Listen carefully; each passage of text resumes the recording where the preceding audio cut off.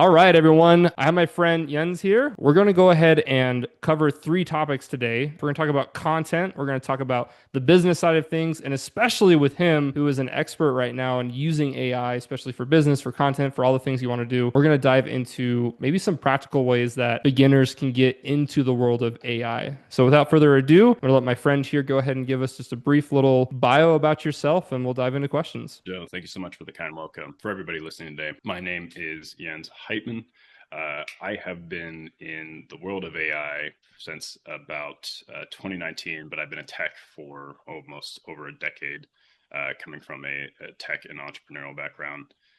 One of my ways that I was explained, or I guess one of the nicknames I was given before ChatGPT became a thing, was kind of the human AI from the years of 2015 to 2019, and then that was my party trick. And once ChatGPT came out, it became not as cool anymore. So Uh-huh. I picked up ChatGPT, I picked up AI, and I grew along with it. I had to learn, especially as that was kind of in the peak of my entrepreneurial years, is that how can AI, as a force that it is, help me grow my business, be able to outsource thinking and then tasks to help me execute 10 times, 20 times faster. So over the past 5 years has been just really, really honing that. Just coming from my background as well as primarily operations across business. So structuring them, developing the business, developing departments, getting everything loaded and ready, and then putting the right people in them. Just to give a little bit of my between here and now, before we dive into it, is I would in an alternate universe, I would have gone I was in school for computer science. I was an absolute tech nerd. The me Mm-hmm. of now was not the me of then. I was going into cybersecurity, server administration, all the above. I was going out of college into an internship with a security firm in DC. And then it just took one bit of corporate hazing and just kind of like a peek behind the curtain of corporate life. And it kind of shattered my view on what that was. And it led me to think, is there more out there? Which led to entrepreneurship. I think very much, those that are looking to be entrepreneurs or grow content or, create something for themselves have similar stories as that, where it can just be a little spark that leads to it. And then that kicked off a whole pivot of this government type, corporate type route into entrepreneurship. It started in sales. I used to door knock. Me of 10 years ago was introduced to door knocking for roofing and sales, or roofing insurance and Dang. hail damage. And that led into multiple years of development. I found out I was really good at building the systems for the teams. So enabling the teams to make the millions of dollars, because I got good at the sales as a skill. Everyone should learn it. Highly, highly, highly recommend it. It's probably, as an entrepreneur, the first skill you should learn. And then my specialty always lies in being kind of a professional chameleon and Mm-hmm. working leadership, support, ops, marketing, everything there, just to make sure that the system flows. And then that led into being able to work with AI really well, because it's kind of introducing, and what's really fun is that it's the idea of introducing logic classes to Mm-hmm. everybody. I don't Yeah. know if you took logic while growing up. I always thought that was just some of the most fun classes. And what AI is doing now is just introducing in a really engaging way just the concepts of logic, and it's leveling a whole lot of business owners and individuals. 100%. Well, and especially what you talked about there with like some people who may be listening who are going in the content creation space, I want to highlight on the sales part of it because there are so many people right now who have amazing ideas, who have the technical skills that they just get super passionate about. And I see this in physical therapy all the time. Like I work with amazing physical therapists. They know their craft really well. They probably can do a treatment 10 times better than I can, right? And yet they don't know how to sell.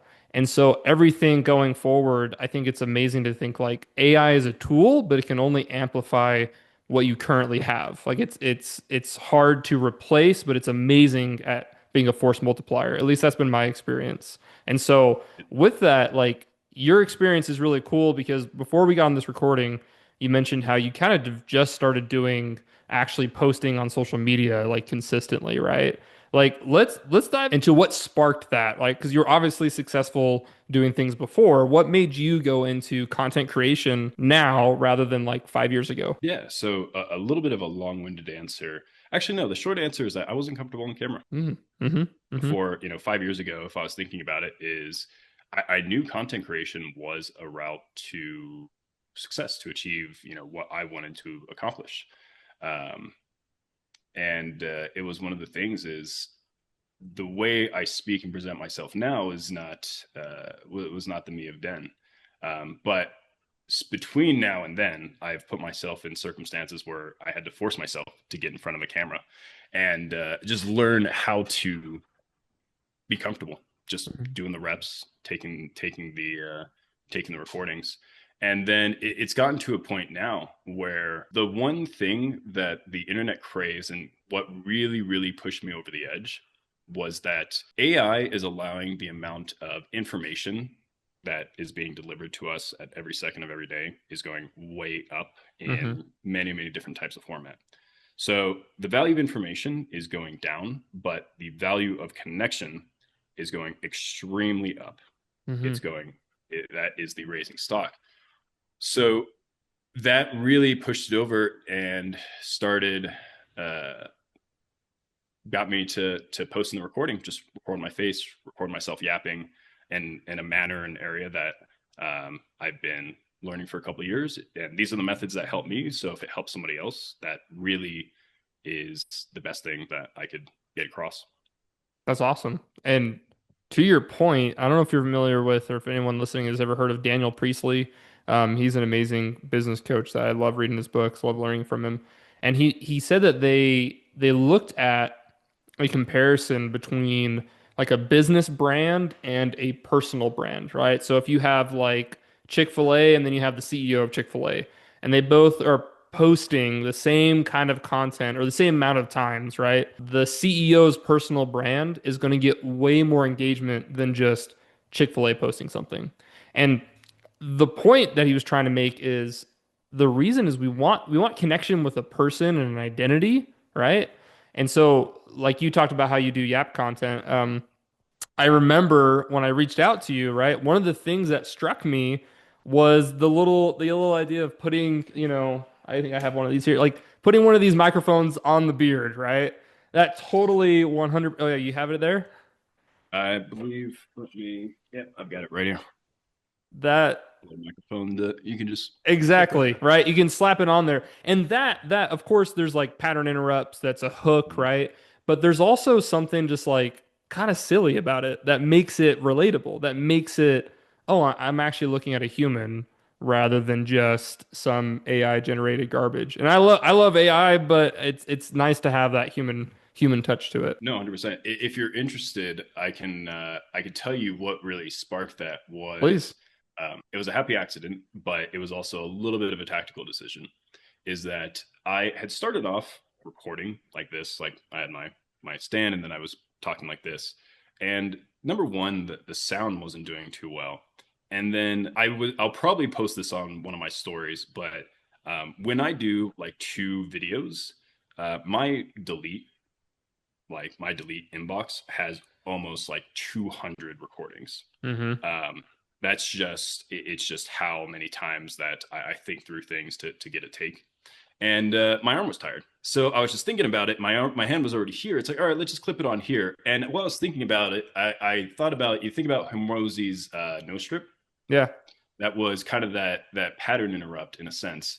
I didn't really give a thought about how silly it looked to, even think about. It's like, well, maybe this looks foolish. It was actually more about the effectiveness because it actually made the sound a whole lot better because I There didn't you have to go. hold this at a certain Yeah. distance.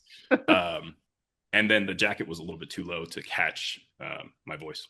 Yeah, no, that's fantastic. And it's those funny little pieces that like as a content creator, it's encouraged now, especially like we want to be showing those little funny parts of ourselves, right? Like and what I mean by that is, the little thing of putting that on the beard, or for some people it might be like if you live in a really messy place, showcasing that might not necessarily be a bad thing. Like there's some people that I remember when I was getting into YouTube. I remember we did kind of like a case study between different creators' studio setups.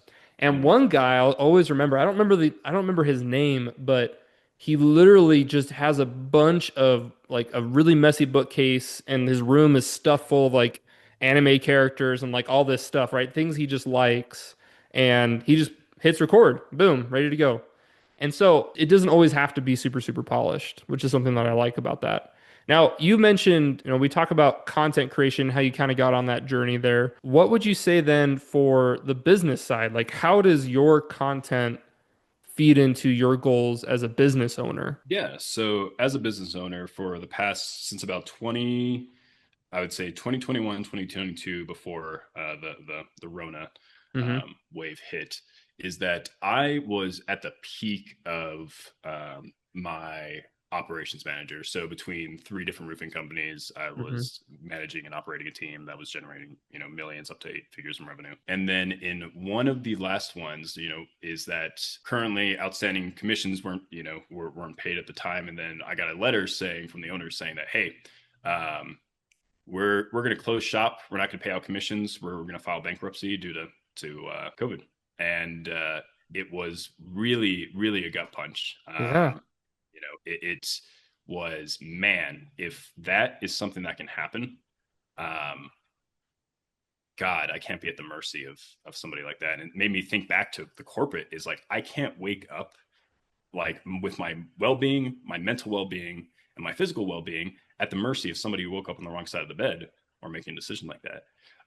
So I say that to say how this has led into that is that I immediately picked up more online ways of making money. So I took my sales skills, I took in the high ticket sales from 21 to 22. Hmm. And then from 22, I've been working on AI. 22 is when I started off my consultancy. I started, AI automation agency.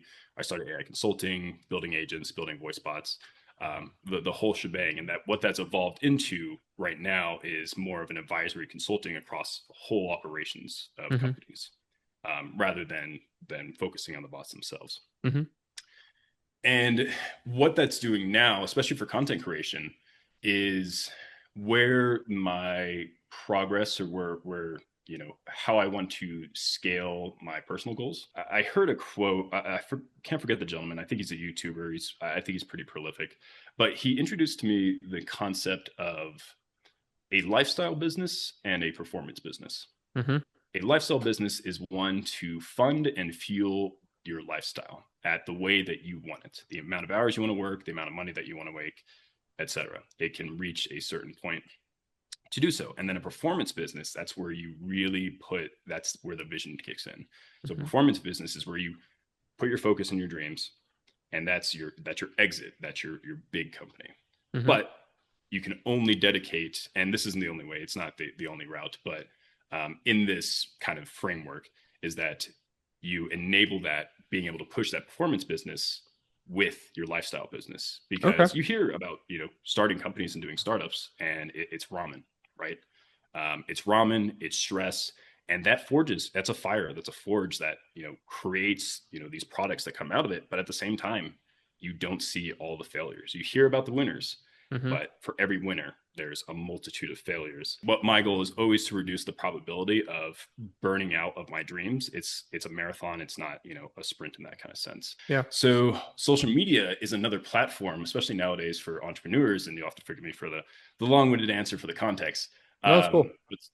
But social media is one of the most important things as an entrepreneur. It doesn't matter if it's for your business or if it's a personal brand, but especially going into this day and age, is it's going to enable you to create the most conversations and opportunity Hmm. just organically. No. Just even creating content around what you believe in, what your mission is, there is, or even what helps you.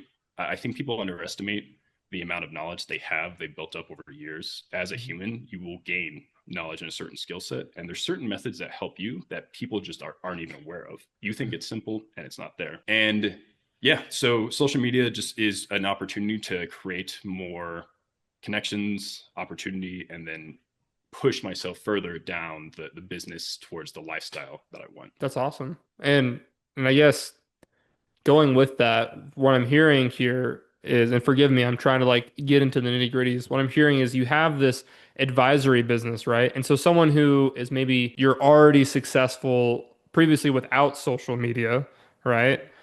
Is your goal then with social media to expand this advisory business, or are you trying to do like a totally different business as your vision? Does that make sense? Yeah, it's more about what kind of businesses can I create at a scale. Okay. And the advisory business, the limitation is me. Mm-hmm. So I have to either become more valuable as an individual and my hours have to shoot to the moon to reach the amount of money that I want, or I have to become valuable to a lot of people to achieve in that kind of sense. What social media and a platform like this would create is the opportunity for both. And then right now I'm super adaptable and being able to, I plan for both occasions and then also a plan C. Mm-hmm. Um, but a lifestyle business would be if what I provide and the knowledge that I help is helps entrepreneurs up to a point is investing into the resources and being able to provide that dedicated space as one of the biggest demands of the social media channel. Because I put that out as pretty much a test to see is this going to work or is it not? And one of the biggest demands is like these are great starting concepts. I would love to go deeper. Yeah. And what that does is it generates the opportunity for um, more loyalty, more brand creation, and then at the same time, it also generates opportunity to speak more. I have never done a brand deal in the past, but it's interesting what comes out of the woodworks, even in something that quickly, and it's still something that is brand new and that I'm navigating myself.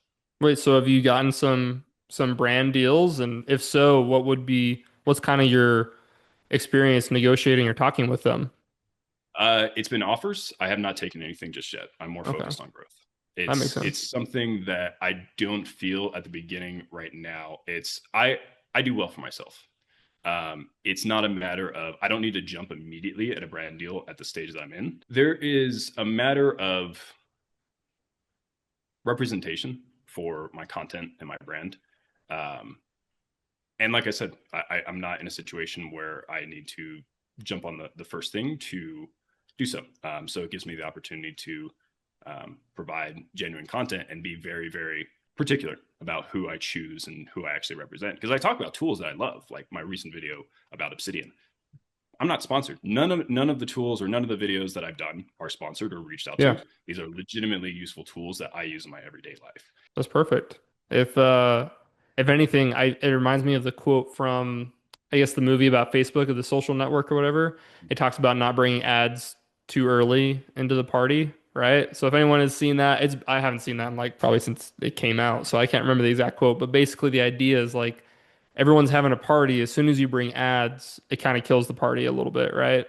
And so I think not that I see many creators who do lots of brand deals and they're very successful in the way they do it, right? Um, but I don't think it's a bad thing to continue their growth, continue focusing on that, especially where, um, like you said, then you can be more particular about who you want to work with. Then maybe you can, some of these people that you are using consistently that is building trust with your audience, then you can go down the road and get those big guys that you really, really do trust and use. And that would be like 10 times more valuable, not only for, yeah, maybe revenue is going to be high, hopefully, but as well for just networking, personal growth, and your brand, right? So I think that's a smart move. We've talked a lot about, your process of starting content creation. We've talked a little bit about your business experience. I do want to get into like some of the AI aspects of this, Yeah. but I want to just, before we leave those topics, if someone is here and they're listening and they're like, man, Jens is awesome. He is doing amazing things. And they're just feeling like they're struggling, right? They're struggling on the content train. They're trying to start a business and it just feels like things are failing. And they're working full time and they're doing this part time, trying to make it their full time. You know what I mean? That kind of situation. How would you help them overcome that hurdle? What advice would you give them? I think the best advice I would give to everybody would be, and I think it's something that's overlooked, is you need to start writing it down. Is you need to take inventory of your attempts, you need to take inventory of your content, you need to get it written down somewhere. I think one of the most important things that I have um, done for my social media, and do you mind if I give context about Please. what has been achieved or how long I Yeah. started? Is that I started social media on the 27th of February. So about 2.5 weeks ago. 2.5 weeks ago, I had 20 followers.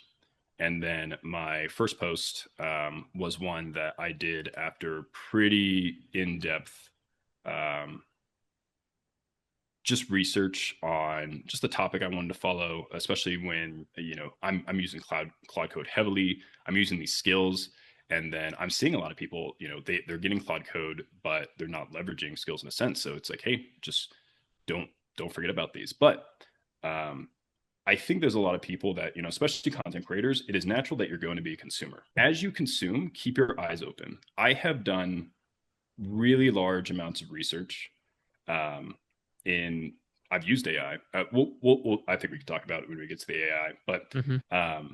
what I have distilled it down to is a formula, and I applied this formula to my first video, and then Instagram said, "Bet now jump." Now that being said, is it caught it and it pushed it. And if you catch a wave, if you see how the algorithm reacts to your video, is the goal in the when I say jump, in the algorithm says jump, you say how high, and you do it again. You reframe it, you do it again, but you keep that framework there. And the only reason I could do that is because I wrote it down and I analyzed what I did each piece by piece. I do get super formulaic, Hmm. and but most people that are kind of reaching that point is they've just got too much in their head, and it's not getting written down into kind of workflows or formulas. Okay. So writing down the process is Mhm. one big thing. Let's go into like the AI piece of this. How did you use, because you mentioned you used AI to help with that research part. That's something that I'm currently building is Mhm. my project I'm working on with Cloud Code is building essentially a research assistant that can Mhm. go and analyze this is what you did well and like this is what you can improve on across YouTube, Instagram, X, whatever. And then this is what your niche is doing well. This is what they're, you know what I mean? And that way it can give me that data. So, how have you currently used AI to do that? Yeah, to break it down into the step by step of how I formulated the idea, the social persona, in a Hmm. sense, is that many years ago, there's something that stuck with me. I don't remember who said it. I think it was just this small indie YouTuber that was talking about how they were finding their unique idea. Is that a unique idea can be met at the crossroad between three popular individuals and your own story. So that goes to say is that if you watch three people in your niche that are facing success, Hmm. if you pick three of them and identify with some of the best, the best traits that they have, like one guy speaks a certain way, one guy has certain visuals in his videos, another one has a certain content type. If you take a piece from every single one of them, because they're successful in their own right, Hmm. and then you mix it with your story, that's going to give you a really big start, a head start in creating that content. Hmm. Um, and that's how I did it for myself. There were three. I did a couple sets of three. I landed on one. Super smart people in their own right in the AI space, and they all had their own little traits. Hmm.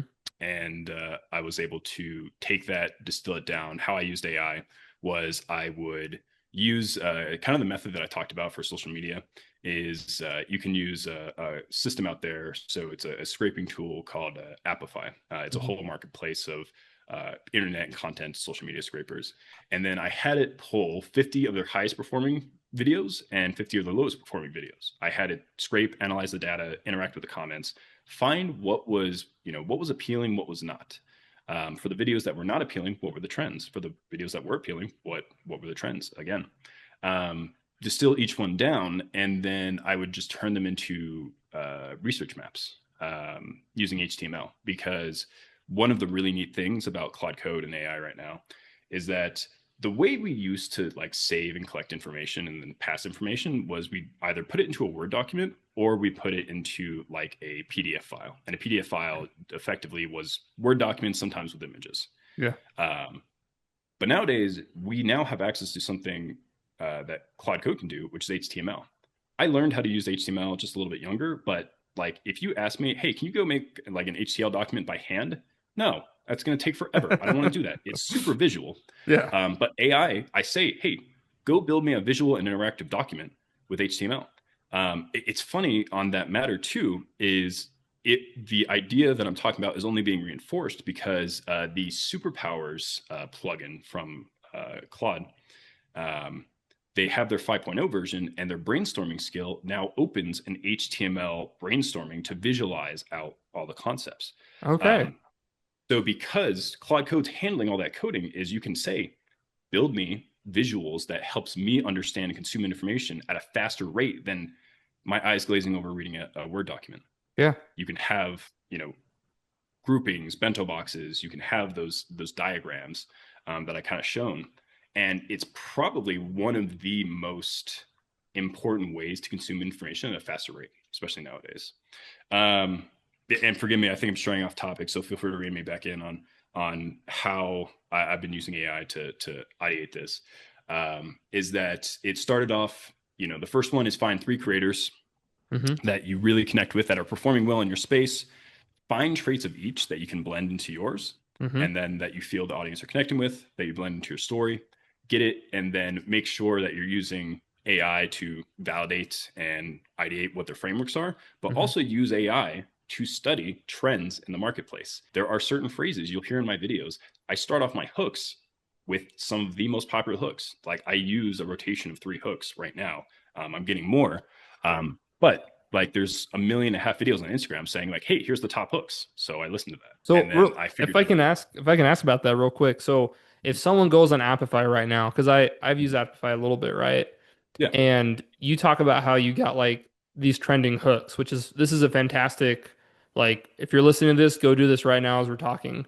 So how would you narrow down to those 3 people that you like, you like their attributes, or do you have a broader way to search for those elements, for like the hooks, for example?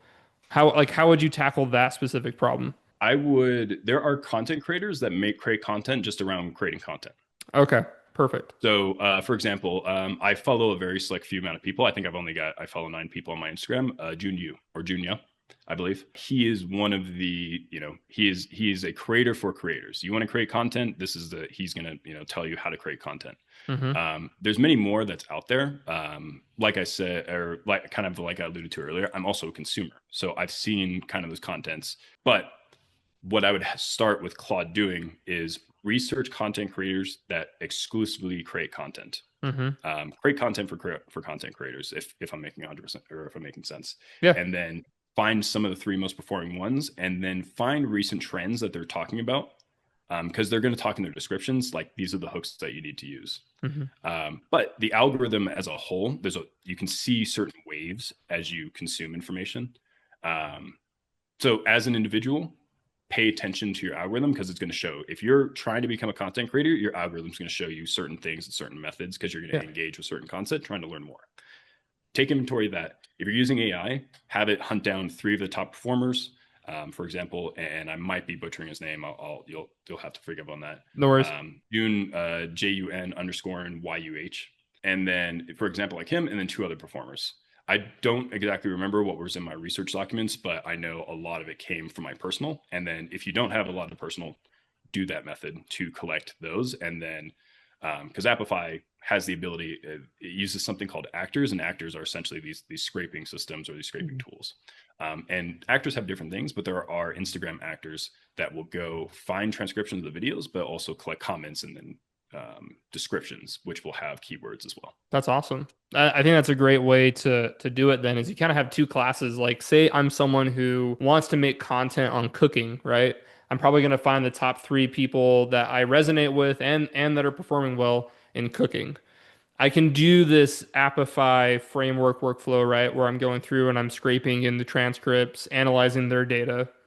But then on the other hand, I like this subgroup of just like a super fast way is find who is talking about how to make content and who does really well. I want to give a shout out to him if anyone wants to add it to their. I am Yeah. Jaden Lee, Mhm. Jaden Young, content Mhm. strategist. He has a lot of good like speaking, teaching tactics, Mhm. visuals. He's actually the one that, talked about how if you film, like he films in his super fancy studio versus filming in his kitchen, the kitchen Yeah. performs better, right? The Mhm. connection, the closeness to it. Um, but like I love this where you have two going at the same time where it's like, okay, in my niche, this is what people are doing, but then okay, also just rather than trying to sit there and scroll for hours and like think of ideas of what makes their content good, what usually happens is that, at least for me, like you just start scrolling and you start consuming and you don't really retain nearly as fast, right? If I could, kind of like an AI side tangent here, my first AI project that I ever like, first thing I really ever did, besides just like going on ChatGPT and using it as like bougie Google, besides that, I I realized that I was spending so much time scrolling to look for thumbnails for YouTube, and my thumbnails were trash. They're still kind of trash. That's what I'm trying to fix those, right? And I remember this guy said he's like, yeah, I just spend 30 minutes. I go on YouTube, I find videos that like have high performing thumbnails. I look at vidIQ because it says the outlier score and the views per hour, and whichever one performs really well, boom, I steal those thumbnail ideas. I'm like, oh, that's awesome. That's great. But then it'd be like, oh, this really cool video. I want to watch that. Oh, I want to watch that. And so I just get sucked in. So then I built a YouTube Scout, which essentially could go out, find the views per hour for all of these videos based on search terms, so that I didn't get sucked in as a content creator. And I made a short, probably my best performing video was actually talking about how content creators make it kind of addictive, and that's great, but as a content creator we then get addictive and we waste our time. That's kind of the concept, right, that I learned there. And so I like can definitely, yeah, go continue. all I was gonna say is like, so if anyone's out there and is like they're on the same boat, like everybody, I'm guilty of it, everybody's guilty of it, and I think using AI to kind of be like it's not a human, and so it's not going to get distracted, it's just going to do the job. So what were you going to say? Oh, same boat. I'm guilty of being a hyper scroller. Yeah. I just consume, consume, consume. I'm lucky to have built the discipline that I have, Hmm. to take a moment and take inventory. There's a couple moments. I guess if I had to point out two things, I think we get sucked into our own micro world where Instagram is an algorithm. Just at the end of the day, for Hmm. those of you that are not familiar with algorithms, it has a trend and it's predictable. Hmm. It knows what it likes and it knows what it doesn't like. And you can watch, you can see it. If you can zoom out far enough, you can see trends. You can watch this. And this is what people talk about. This is what you use AI to track these trends too. I'm very thankful that, I come from a tech background too, that I worked with algorithms as well to identify these things. Hmm. Um, but AI, if you're not from a background like myself, it just means that I'm just doing a little bit faster. If you working with AI, you can also identify these trends in everybody in the sense, um, because it's just a matter of being aware. It's for a lot of people, it's just the idea of the algorithm, is still kind of a foreign concept. But with Hmm. AI being able to explain it, to be able to take advantage of it, it's like, okay, great. I need to learn more about this algorithm and take advantage of it. Like, here's my content as well. Can you analyze this? And then can you get maybe a better understanding? Like, where can I go in this direction? Hmm. Or where should I go to learn more about this concept? Because I think people are using AI. It's leaning into a bit of a crutch sometimes, where Hmm. it's, hey, I'm trying to at a high level understand if this concept exists and can you do it for me, rather than, hey, can we take a moment and can you explain this concept to me, but in a way that I understand it, and using it Hmm. as a private tutor. Not everybody, of course. I just, but I do think that we underutilize how well that Claude Code can teach you Yeah. if you know learning concepts, or just 100%. AI in general. 100%. We're getting to the end here, and so we'll wrap up, but just wanted to say that with AI, right, there's always going to be pros and cons, right? And so I think about it when like people were doing math manually versus when calculators came around. A lot of the simple problems, people are just not able to do addition, subtraction, division. Like, I don't even remember how to do long division on paper anymore. I could not, if you put it in front of me, I have forgotten so much on that part. Math was also Send never my those, strong suit, send those who? Huh? Right. PEMDAS who? Yeah, exactly. Yeah. And it's one of those things where like, especially in the coding world, like I've just started to learn how to write Python Yep. and I'll go through and I'll do these free YouTube videos and I'll be like, Claude, like just explain to me what this is line by line and what this means and what's going on. And then I can ask it questions like a tutor. And so there's a positive side to it, but we are the ones who get to choose, right? Whether or not we're going to use it as a tutor or as a crutch. And so I think with the content and the business side of things, if you had to give someone like one direction to go to start learning AI or to start getting into AI, right? We've talked about a lot of different things they can do. What would be the first place that someone should go to really dive into that world? First, you got to download it, and that's the first thing. There's two concepts. I believe in the University of YouTube.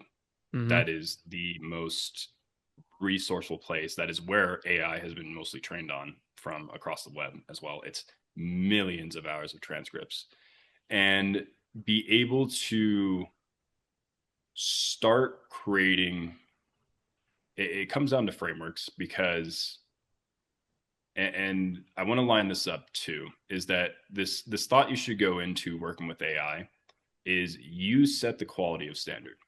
It doesn't matter if it's in the quality of the research, the quality of your AI website that you build, the quality of anything you put out there. Is that it will only be as good as you know how to make it. So the best thing you can do is go immediately start finding examples of good content or good quality, what is perceived as good quality, Hmm. and start reverse engineering it. Use AI to help you reverse engineer. I think one of the most slept on concepts is the idea of using AI to break down what something looks like, break it into little pieces that you can digest, and then just get used to it. Just start reverse engineering everything Hmm. because it will stick with you. And then it's a standard of quality that you've now set. It's like, hey, we've broken this down. We can get back to this. Hmm. So reverse engineering, YouTube University, go through those, find quality, quality pieces, something that's either popular, something that does show a pretty strong quality, and think about how you can reverse engineer it. Think about how you can talk with AI to learn the building blocks of it and then work backwards back to how it starts. That's perfect. I think that's great. If I would add to it, I got super overwhelmed recently. I started following a bunch of AI creators, right? And one thing I noticed is that when I just kept trying to keep up with all the new tools and the trends, it felt like, oh my gosh, this is too overwhelming. This is just things are changing so fast, right? And then instead focusing on a project, which is kind of the reverse engineer idea, right? You have a specific project, and now you can go to the great thing is you can go to AI, whatever AI tool you use, and be like, hey, I want to do this. I want to use AI with it. Help me bridge that gap. And I think having those conversations is a great place to start. And then of course, Jens, as we close here, is there any resources that you are currently creating for people who are trying to learn about AI, or any resources that you've used that you really recommend? I would say at the moment is go to Anthropics. Anthropic just released their lessons. You'll have to forgive me, the URL slips my mind at the time, but Sure. they just released a free catalog. Google has a ton of free resources as well in terms of their agentic SDK. But I think for those that are kind of getting into the world, that are trying to get a better understanding of even how to navigate Claude, is use Anthropic's free lessons. It's a really good library of information. For myself, it's something I've started Instagram, but I do plan to go deeper into these topics on YouTube, Hmm. and I'll be announcing that pretty much on my Instagram. Perfect. So check out Jens. I'll put his account handle inside the description of this podcast. Go ahead and check him out. Amazing content. You're gonna see the microphone on the beard, and you will actually know why in the background to it, which I think is really cool. But Jens, thank you so much for joining us on here, and best wishes with your business, with AI, and with your travels, man. Appreciate it. Thank you so much, Joe. Awesome.